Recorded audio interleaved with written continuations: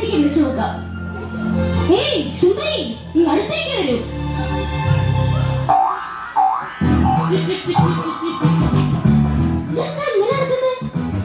അതോ എന്റെ കാലിലെ ചെറിയൊരു ഗർഭമന കണ്ടതാ. ഇനിയിപ്പോ എന്ത് ചെയ്യും? ഇനി എന്താക്കാ, ഈ വേദന ഞാൻ അങ്ങോട്ട് സഹിക്കും. ആട്ടെ, അവിടുത്തെ പേരെന്താണാവോ? ഞാൻ ദുഷ്യന്ത മഹാരാജാവ്. അങ്ങയുടെ ആഗമനം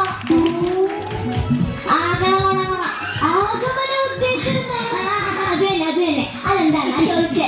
ഈ കൊടുങ്കാട്ടിൽ ഇത്രത്തോളം വൃക്ഷങ്ങൾ ഉണ്ടായിട്ടും ഒരു തെങ്ങില്ലാതെ പോയല്ലോ. അതെന്താ?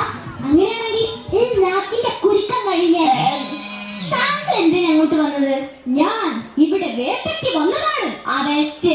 വേട്ടയ്ക്ക് വന്നില്ലേ? നാട്ടിൽ പോയ പോലെയെന്നോ? ഇപ്പൊ കാട്ടിലെ മൃഗങ്ങളെല്ലാം നാട്ടിലല്ലേ?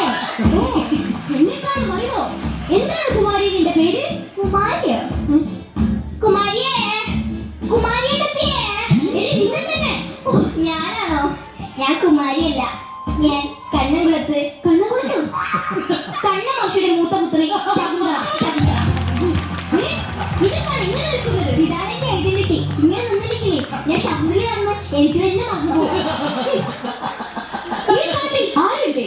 ഞാൻ അവിടെ നിൽക്കുന്ന കണ്ടൂടെ? അവനെ അല്ലാതെ ഈ കാട്ടിൽ വേറെ ആരുമില്ലേ? ചേടാ, എന്റെ മുമ്പിലല്ലേ താങ്കൾ നിൽക്കുന്നത്? നമ്മൾ രണ്ടുപേരും അല്ലാതെ ഈ കാട്ടിൽ വേറെ ആരുമില്ലേ? ആരുമില്ല.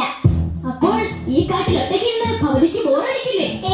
ഇല്ല, ഞാൻ ഇവിടുത്തെ മാനുകളോടും മയിലുകളോടും ഒക്കെ സംസാരിക്കും. ഓ, 2 മിനിറ്റ് എന്നോട് സംസാരിച്ചപ്പോ തന്നെ എനിക്ക് ബോറടി. അപ്പൊ മാനിന്റെയും മയിലിന്റെയും ഒക്കെ ഒരവസ്ഥ. താങ്കൾ കണ്ടിട്ട് വേട്ടയ്ക്ക് വന്നാണെന്ന് പറയില്ലല്ലോ. ഒന്നും പറയണ്ട, എല്ലാം പറയണം.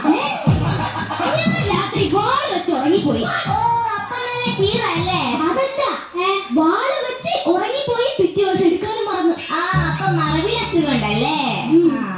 കുമാരിയെ കണ്ടത് മുതൽ എന്റെ ഉള്ളിന്റെ ഉള്ളിൽ, അതല്ല, എന്റെ ഉള്ളിന്റെ ഉള്ളിൽ എന്തോ ഇത്. ഏത്? എന്തോ ഒന്ന്. എന്ത്? എന്തോ ഇത്. എനിക്ക് മനസ്സിലായി. അതിനാ പ്രേമോന്ന് പറയുന്നത്.